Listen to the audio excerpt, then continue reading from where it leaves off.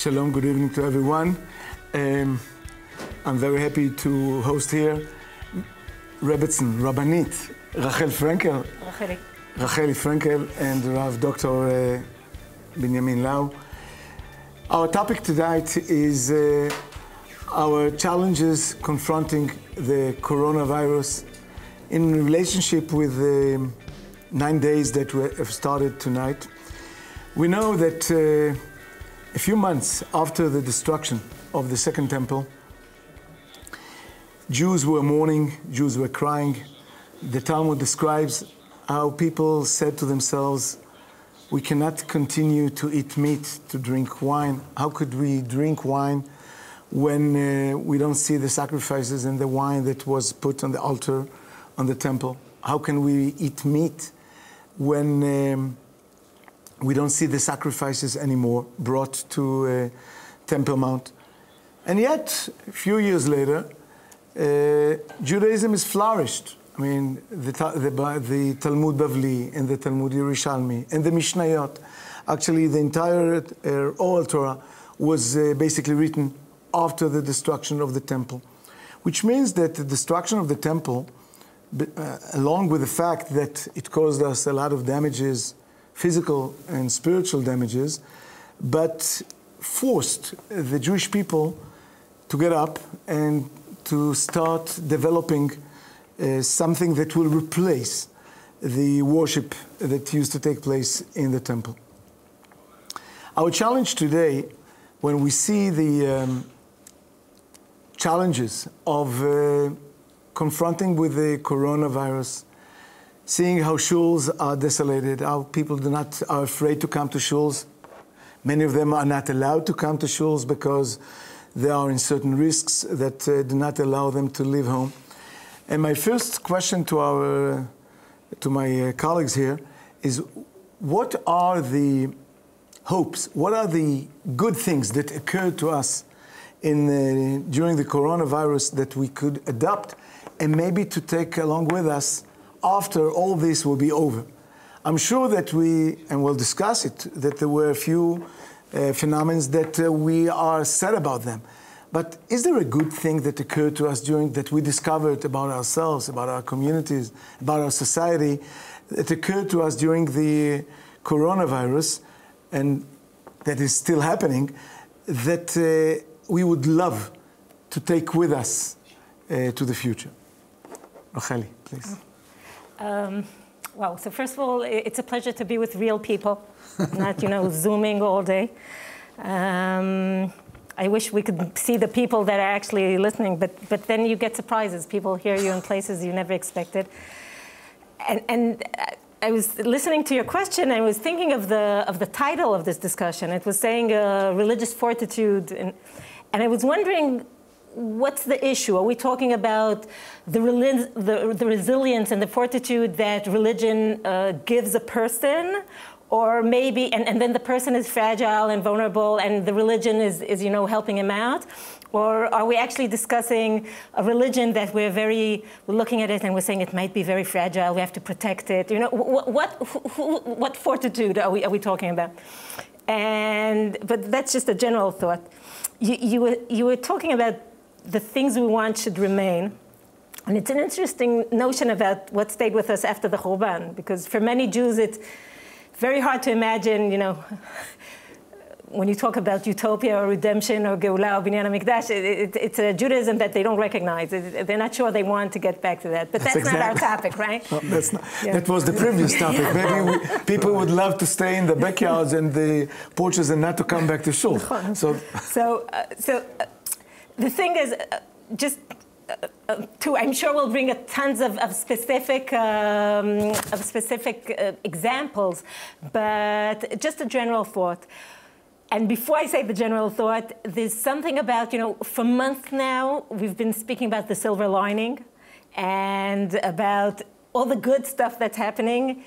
And I really, really feel ambivalent about that. When we talk about the strengthening of family lives, so then you say that's so true, and then there's so violence in families and single people and widows and people that aren't so fortunate and every, you speak about more silver linings and you think about communities that were hit so hard. So it's always very difficult. So before I go into any examples, and I'll let Benny start with that, I think in a general sense, as far as a religious experience, I feel like I would be one of the first, I mean, one of many, but as far as personality, like to talk about the religious experience as stemming from joy and from a lot of bracha, like recognizing all the good that HaKadosh Baruch Hu gives us, and there's this expression until your lips wear out from saying there's so plenty, and this having a religious experience within a happy family and a strong community and a striving Jewish sovereign country could be an exalting religious experience. But truthfully, in a religious sense, it's not such a bad idea to shake up stuff a little, to feel a destabilization of your world, to be more vulnerable. There's this idea of Eretz Mitzrayim that's described as the river that always flows, and you always have the water. You just have to move your foot a little bit, and it's all there, and you're always secure. And the Kadosh Baruch Hu says, that's not where I want you to live. I want you to live in Eretz Israel, where you're never sure and you're never secure, and you don't know what's coming, and will there be rain, will there be a drought? You're always with your eyes up. You experience your fragility. And as far as religious experience goes, it's not such a bad idea. We're experiencing this time after, I think, in terms of a human experience, definitely in terms of a Jewish experience, we come after such a time of relative, everybody experiences their challenges and nobody has it easy. But such security, so much health, so much plentifulness. When you see what people experience as hardship and as disappointments, you understand what we grew to expect. We grew to expect to live happily ever after. So I don't want to speak so long, but in a sense, experiencing our own vulnerability, experiencing fragility, experiencing dependence is much more of an authentic religious experience than this omnipotence and immortality that what you're actually saying is that the fact that today Eretz Israel expanded its religious experience all over the world, because everybody feels a bit more modest. When he realizes is include Egypt. Right. Including Egypt. It took time until it got to Egypt. Right. But for sure, but also it's more natural to the human experience for throughout history. Right. Ben. Wow. Kodem kol, thank you for your words, because I want to take one word and go with that to the experience about the eyes. Because when we are talking about Shir HaMa'alot, Beshuv Hashem et Shivat Tzaddim, we're talking about redemption, Hayinu kecholmim, it's like a dream, and we take our eyes and look far away to the future, to the Geula, the redemption, all our expectations, it's about that. And when you look so far, you never see the immediate the situation, right? When we learn to drive, remember that the teachers taught us that with the lights that go far, you will never see the bumpers in front of you. And I feel that the situation that happened now, it's just about that. It's like cloudy around.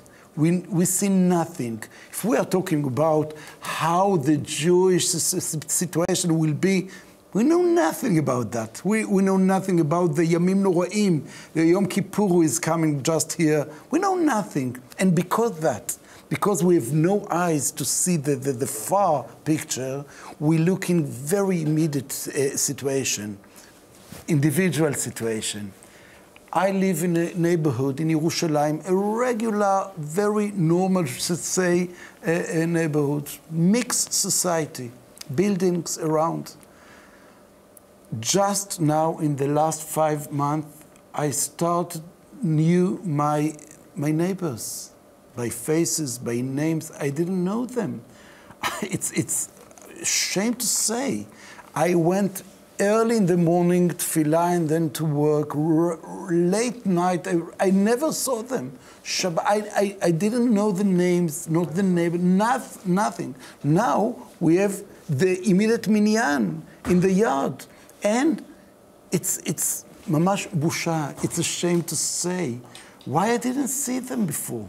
Why I didn't take care about the... But the question to you, will this remain a day after you come back to the shul? Because what I could share with you, that in our neighborhood, we used to do every Friday afternoon, before we started the minyan of Kabbalat Shabbat,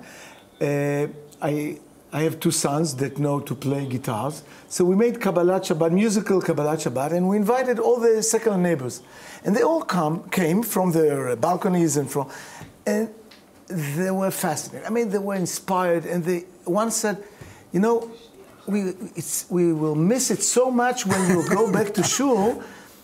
And I tried to promise maybe we'll continue with that, but the first Friday that we went back to shul, you canceled it. We canceled them. So Racheli can be my witness that I started immediately by Zoom doing Kabbalat Shabbat, invited all people that have no Bet Knesset.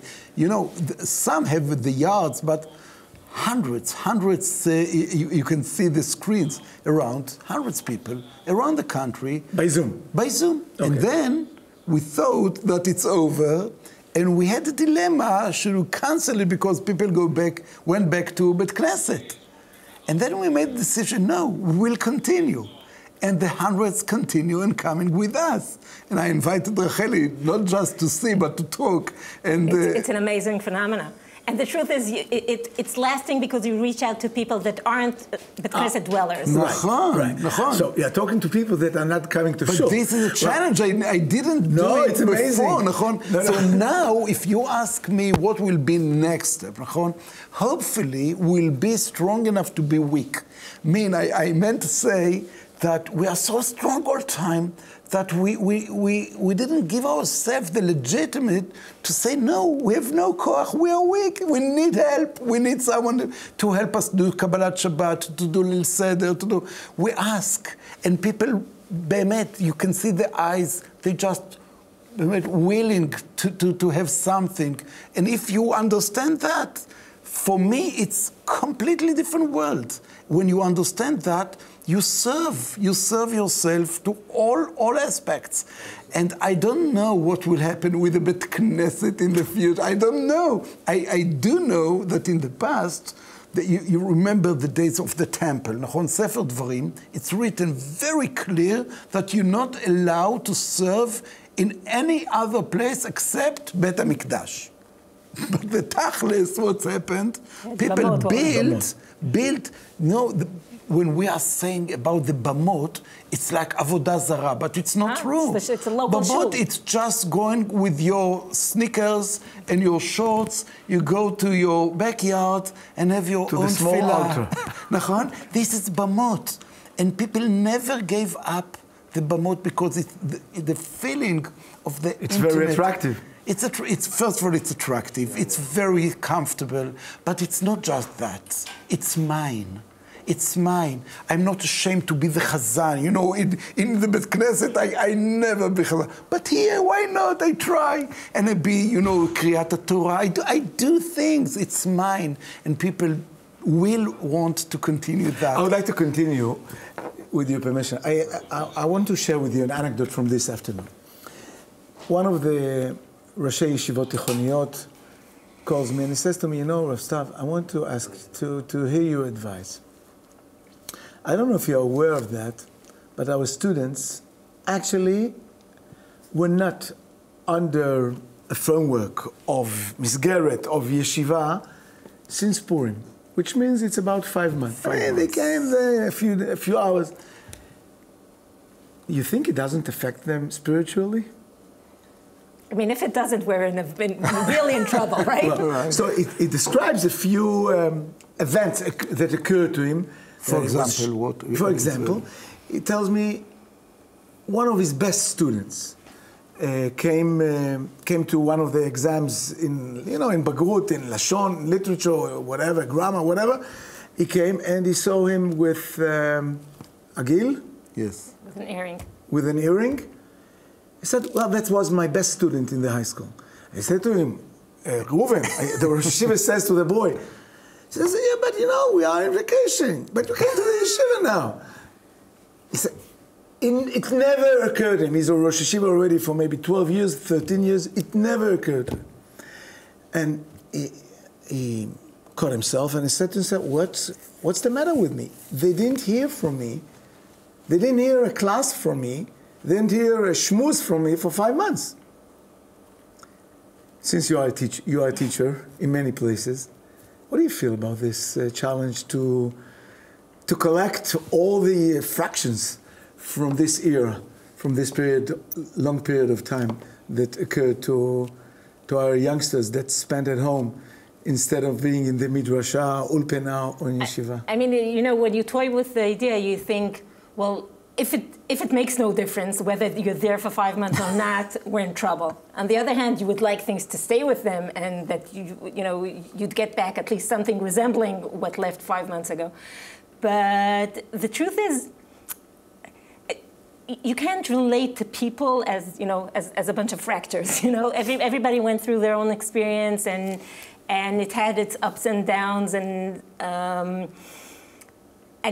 a lot of it was around a very individual experience, like the changes in prayer. Okay, a lot of people, for the first time in many, many years, experienced personal prayer again.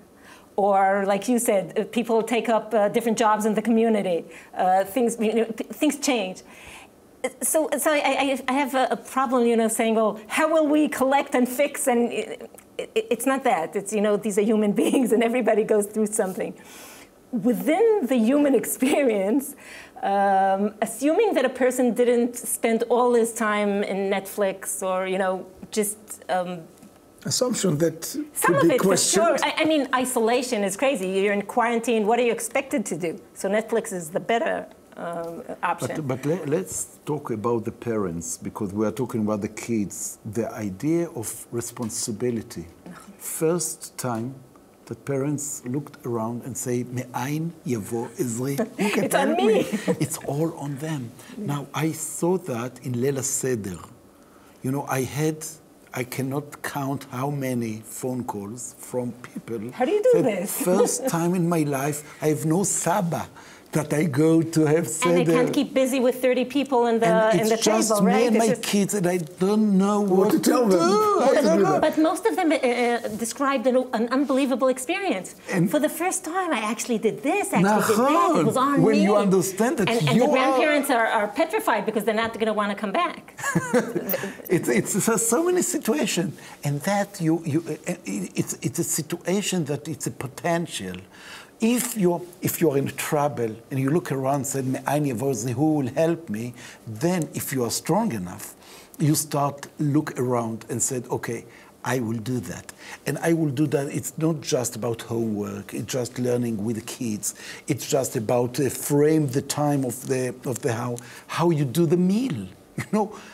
Just have a meal with families. It was in the past the regular. Who know how to do that? What is the routine meal in the family? Do you have a small 1 second of learning during the meal? No breakfast, evening, supper, something. Do you do something effective? Talking about Shabbat. What is the routine? Everything happens inside home, and the parents. It's completely new, mamash. It's completely new period of parenthood. And I think that it's a challenge to do something very effective. And maybe it's our kids' duty to do that, to help them. But there again, the question is, within a day it could disappear, right? If you can send people back to their... It will not be so fast. The corona is so fast. We have a long opportunity. We have the winter, and it's a long time. And I think that we need to... the spiritual leaders, the rabbis, all around, need to help parents to take the place of the adults in the situation. I think one of the things that, as far as, again, not specific examples, but more like a state of mind. When a person's shook up, and it's like a law of thermodynamics. You go to the lowest energy level, and you find your new stability and your new routine. And then it stops being a spiritual experience because nothing's going on, nothing is shaking you up. And there, I was trying to think on the way. I think the major keys are, again, going back to prayer and allowing yourself to feel the vulnerability like it really is, letting down some of the defenses, and experiencing prayer as the flesh and blood that you really are, with all the insecurities that this experience has taught us. It's about, I'm sorry this sounds like a cliche, but it's so true. It's about practicing gratitude. It's about looking at our situation and saying, goodness, what I have, what I'm blessed with, what we call a pandemic, what they called a pandemic 100 years ago. Nothing to compare. Nothing to compare. I would like to continue from that point. Yeah. We start tonight we start the 9 days. And I guess, as you said, whenever we try to compare our situation to previous generations, a few minutes later, we feel a bit embarrassed to compare. I mean, how could we dare to compare our relatively amazing situation where we live in a sovereign country, an independent country, and a strong... Thank God we're all blessed with Israeli accents, right? They didn't have Netflix. And Wi-Fi didn't work sometimes. We're blessed with whatever we have today. But yet, people feel inconvenience, and people feel that the financial future is not secured. I mean, we have 20% of unemployment. I guess a certain percentage of people that see us now, they ask themselves whether they will be employed next month or in 2 months. Many of them are in chalat, or in vacation, not by willing, but enforced vacation. And we start tonight the 9 days, and I guess that people ask themselves, is there a connection? Are there any conclusions, messages that we can take from this historical period of time that affected Jewish people so much? What are the messages? What are the statements that we would take from this period of time, not comparing to our situation, but that could inspire us, that could give us a sense of hope, a sense of a different understanding? How does the fact that we start tonight to commemorate our historical terrible events of the destruction of Jerusalem and the temple, is this related to our situation? How could this strengthen us in one way or another? So I'll just, if as 3 states of mind that are useful, and they stem from vulnerability, and vulnerability in the Jewish experience stems from Churban, and stems from the destruction, and stems from Galut, from exile, and the fact that the Jewish world was shattered. And people had to recollect themselves and reinvent themselves and deal with their vulnerability. It brings me specifically to these 3 points.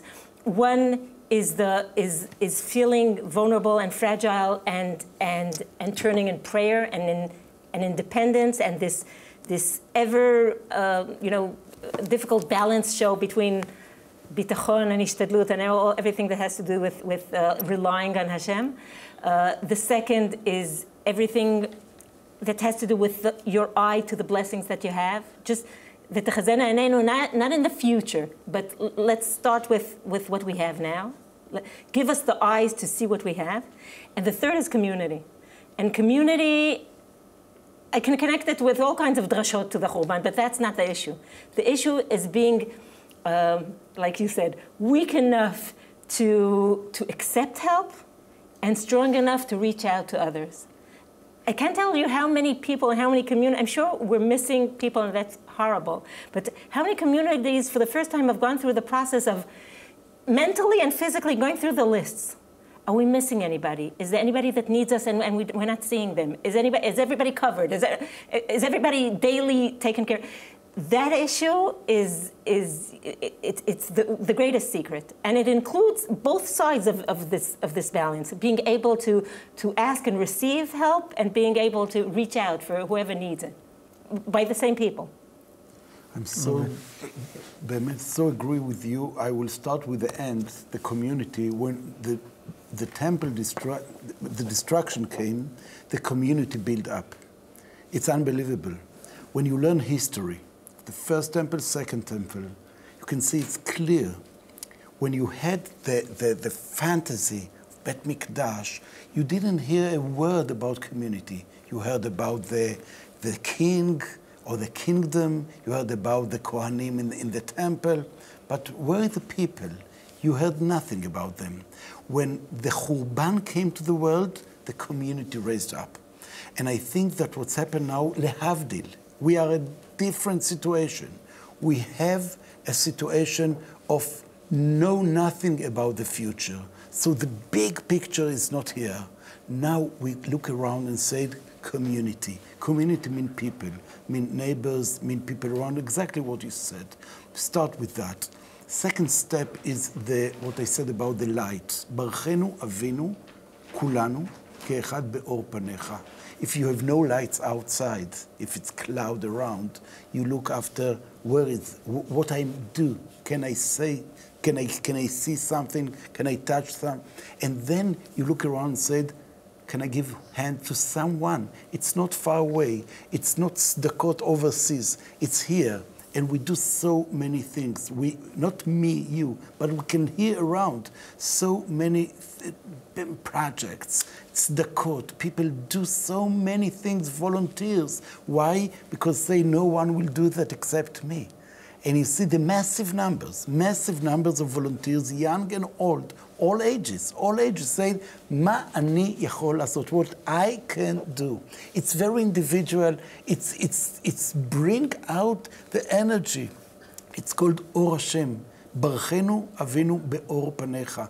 And we have the lights, and we bring it out, and the effect is here.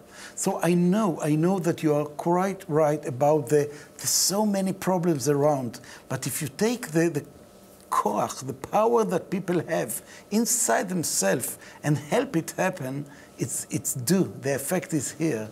And I'm very optimistic about the effect that will happen. I would like, with your permission, to add one more component to this. These ideas.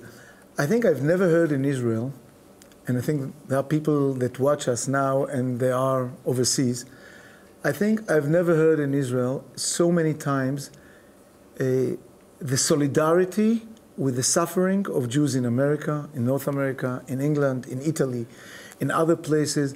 I've never seen the Israeli society so much interested in what's going on among Jews, among non-Jews as well, but especially among Jews all over the world. And I think that the fact that today we speak with such concern and such love, and forget now the issue of Aliyah, encouraging people, and I never heard one man or woman saying, well, we don't have enough place for the Jews that want to come.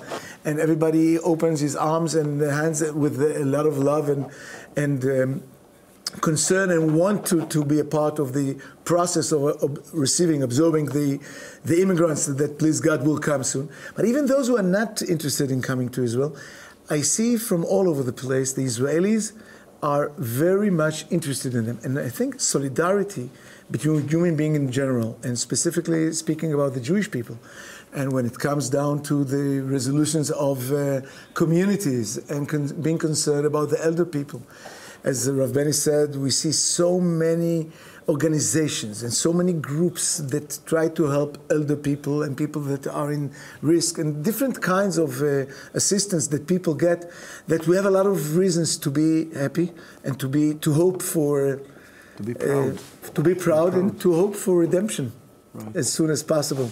Thank you so much, Rabbi Frankel and Rav Benny Lau. Good evening.